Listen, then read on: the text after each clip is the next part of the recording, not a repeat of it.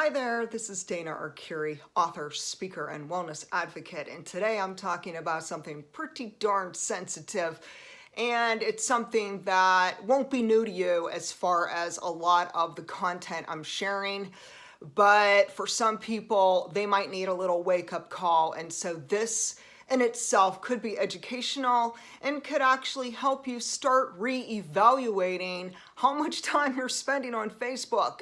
So I'm sharing today about why I've decided to leave Facebook for good. And recently I had gone onto my author page to basically say goodbye and to thank people who have been my followers, people who have become my friends, people who I have connected with through this decade on Facebook. And I wanted to leave before saying goodbye. And I also didn't want to automatically deactivate or delete my account.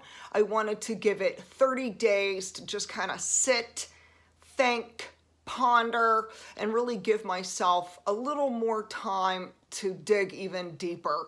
But through these past few days and this whole Facebook fast for 30 days before I decide to pull the plug altogether, I have been really pondering, hey, it's been a decade with Facebook, and a lot of people have been showing their before and after pictures.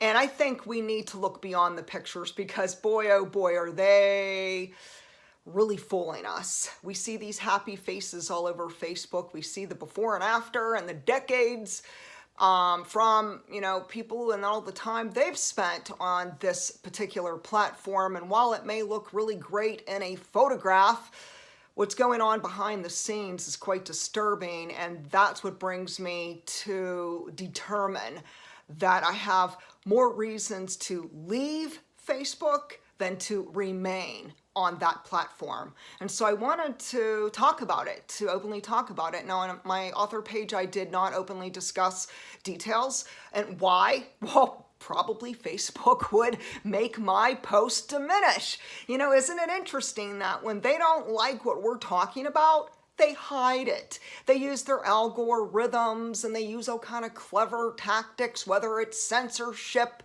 whether it's putting you in Facebook jail because they don't agree with what you're talking about, and it goes against what they think, and nevertheless, you get the picture. So there was really no reason explaining anything on Facebook. It would probably be hidden. Most people would never see it. So let's carry on and talk about just a few statistics just so you could really have a good look at how far Facebook has come. So currently, this is interesting. The average people who are using Facebook, it's 1.49 billion people. That's a whole lot of folks, my friends. We have also another statistic that showed 2.27 billion users monthly are very active on Facebook. So whether we're looking at daily or we're looking at monthly, you get the picture that these numbers are pretty darn skyrocketing high. Facebook really knows what they're doing, and boy, are they so clever in how they've swooped in and pretty much fooled everyone. I mean, when we start really thinking about this whole thing with how they're hitting the news every day, and it's in regard to the government spying on us, it's in regard to censorship, it's in regard to privacy, as in your privacy doesn't matter to them. They will read your messages, they will go into all your private material and personal data, and they will sell it. So Facebook's not just earning a great wealth through advertisement, they're gaining it by selling your information. So if you get these mysterious emails trying to sell you something, oh boy, have I gotten a lot of them. It could be that Facebook has sold your information to all these companies, especially the ones that they know you like. See, anytime you're on, say, Amazon, and say I'm scrolling through, for an example, and I'm clicking on vitamin C. Okay, so I'm checking out vitamin C. I'd really like to increase my autoimmune system. And so I'm thinking, hey, I might buy some vitamin C. And then that same day, when I'm done with my purchase on Amazon, I log on to Facebook, and all of a sudden I see vitamin C ads all over the place. It's not coincidental. It is not coincidental. And what's really bizarre, what happened right before I left Facebook, was that my husband, who is not a member of Facebook, he's never been on Facebook, he has nothing to do with that social media. They sent him, okay, Facebook sent my husband an email saying that he had a notification. Now, stop for a minute and think about this. A, they should not have his information. He's not even a part, never been a part of Facebook. Now, how did they get his email? They got it from me. You see, everything on your cell phone and on your computer, they're gonna have access to. All of your friends, family, and all of these people who are your contacts, phone numbers, personal pictures, and documents, and notes, and private information, confidential information, is full range for good old Facebook. Because years and years ago, when you signed your little agreement on Facebook, you kind of sold your soul to the devil. Which brings me to this. Let's never, ever forget how Mark Zuckerberg basically stole the whole idea of Facebook. I mean, this whole platform was another person's creation, another person's idea, another person's future passion. And Mark Zuckerberg tricked the person. They were in lawsuits over it. And the bottom line is, take heed, listen to this. When something like Facebook is created out of evil, greed, and deception, how can we, the members on Facebook, expect anything other than evil, deception, and greed? You know, it really isn't rocket science, people, that when you have a particular individual or groups of people who are doing things that are not on the up and up, and they're not authentic, and they are not credible people, and they basically are doing things behind the scenes that are unethical and that are not authentic, we have to understand that there's probably so much more we're not seeing and that we don't know. And of course, we're finding out so much through the news, which is basically blowing the whistle on Mark Zuckerberg and his tribe, which is, in my opinion, a dead end, because he'll just continue to deceive the public and our world around us. But let's move forward with some reasons why I'm leaving Facebook. Number one, after being on Facebook for a decade, I see that things have changed. I'm no longer on there for family. That's a whole other story. I'm not really even on there so much for friends. I had a real wake-up call in December. So there's a person who was my best friend from about 15 years ago, and we were super close friends. And she had decided at one point to relocate. So her and her family relocated, and I really wanted to stay in touch. And I truly, sincerely missed her. I knew that her leaving would change our relationship, which it did. And so I tried to stay on touch through Facebook. But through the years, it just seemed more and more apparent that she wasn't really a real friend anymore. She would come into town where we live, where I live. She doesn't live here anymore, but she would come visit my local area. I'm talking like right in my neighborhood.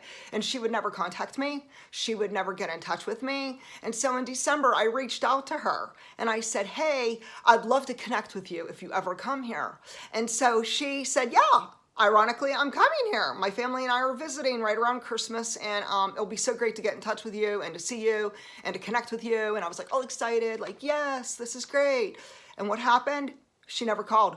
She never sent me a text message. She never sent me nothing. I didn't hear from her at all. And then she returned home and she wrote on Facebook this post that said, it was so great connecting with everyone. It was so awesome being here in this area and seeing people and so forth. And I thought, oh my goodness, I'm obviously not everybody. I'm obviously nobody.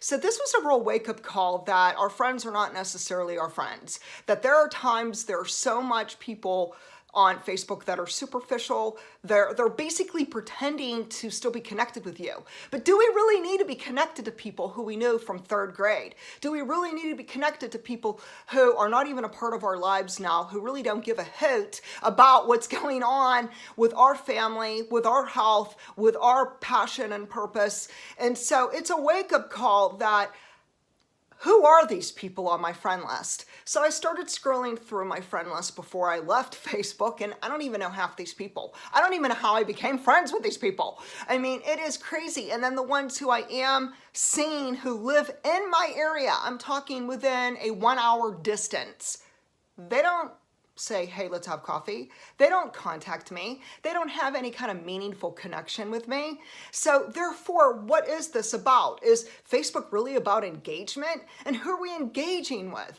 Are these people really caring about us? Because what happened to real life? We're spending so much time scrolling through Facebook that we've lost ourselves. So many people are hooked on Facebook.